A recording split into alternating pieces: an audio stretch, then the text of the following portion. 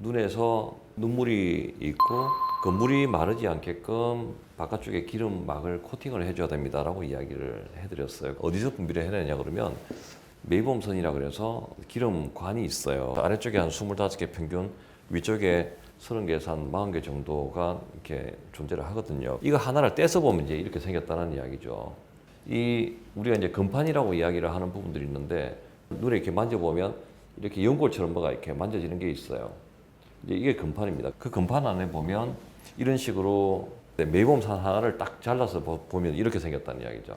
관이 이렇게 있고 그 관 바깥쪽으로 해서 기름을 만들어내는 공장들이 이렇게 있습니다. 마치 포도송이 주렁주렁 달려있는 것처럼 여기서 만들어진 기름들이 밖으로 흘러나와 가지고 눈물에 이렇게 기름이 고이게 되는 거죠.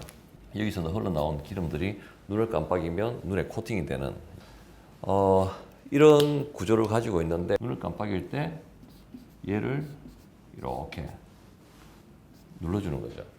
그래서 눈을 깜빡깜빡거리는 그 동작 자체가 여기 있는 기름들이 다시 밖으로 나가는 흘러나갈 수 있는 그런 부분들을 도와주는 그런 메커니즘에 의해 가지고 이제 기름들이 나옵니다. 자, 어떤 이유에 있었던 이 기름이 밖으로 흘러나오지를 못하고 안쪽에서 관 안에서 이제 고이기 시작하는 게 문제점이 되는 거예요. 문제는 기름이 안쪽에서 고이기 시작하면 이제 기름이 그때부터 포화가 되고 기름이 변성이 되거든요.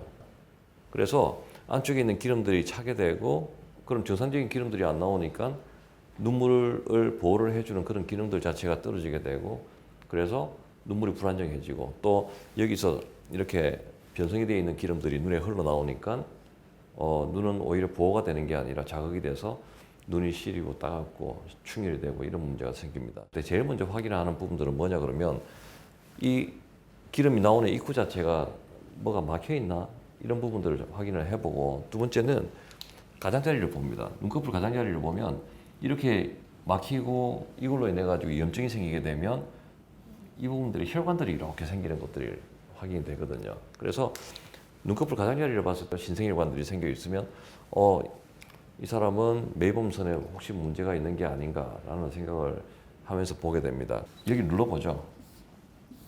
눈꺼풀을 눌러보는데 눈꺼풀을 눌러봤을 때 그래도 이 막혀 있는 정도가 심하지 않은 경우에는 안쪽에 고여 있던 지저분한 기름들이 이렇게 밖으로 흘러나오는 걸 확인을 해볼 수가 있어요.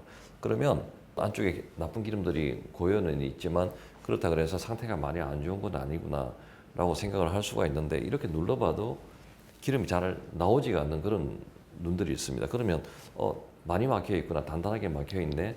자, 그러면 뭔가를 이용을 해가지고 이 막혀 있는 부분들을 뚫어줘야 되지 않을까라는 생각을 하는 거죠. 건조증을 완화시키기 위해 가지고 눈꺼풀 청소 굉장히 중요하고 또 적어도 하루에 한 번은 온찜질을 하고 눈꺼풀 가장자리를 청소를 해주십시오. 그래서 막혀가지고 기름이 좀 끈적끈적거리는 점성이 높은 기름이 아니라 아예 연고처럼 이렇게 단단하게 막혀버리는 상황들이 이제 벌어집니다. 이렇게. 자, 그러면 이제 그냥 단순한 온찜질을 해가지고는 이 부분들을 뚫어줄 수가 없어요. 계속 불편하다고 그러고 병원에 와가지고 온찜질하고 짜내주시거나 또 아니면 먹는 약 같은 거 먹어가지고 이런 부분들을 완화시켜주거나 이런 치료들을 했습니다. 그런데 지금은 이제 새로 개발이 돼 나온 게 있죠.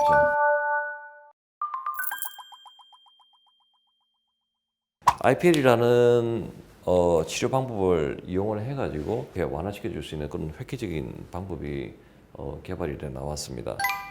눈꺼풀이 연세가 많으신 분들 같은 경우에는 상태가 조금 더 안 좋거든요. 왜?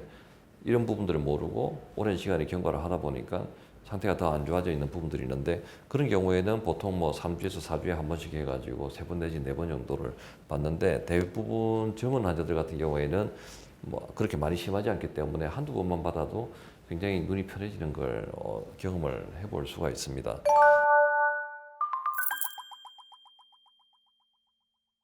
가령 눈꺼풀에 힘이 없다든지 아니면 눈을 깜빡이는 그런 동작 자체를 많이 안 하는 경우에 그래서 우리가 책이나 컴퓨터 같은 거 보면서 눈 깜빡임이 줄어들면 이 액션 자체가 줄어든다라고 보시면 됩니다. 의식을 하지 않았지만 자기도 모르게 그런 일들이 벌어지고 있기 때문에 이제 이런 것들이 불편할 경우에는 수시로 마사지를 해주는 게 좋습니다. 가령 일을 하다가도 눈꺼풀 있는 부분에 너무 세게는 하지 마시고요. 그냥 가볍게 이렇게 마사지를 하는 거죠.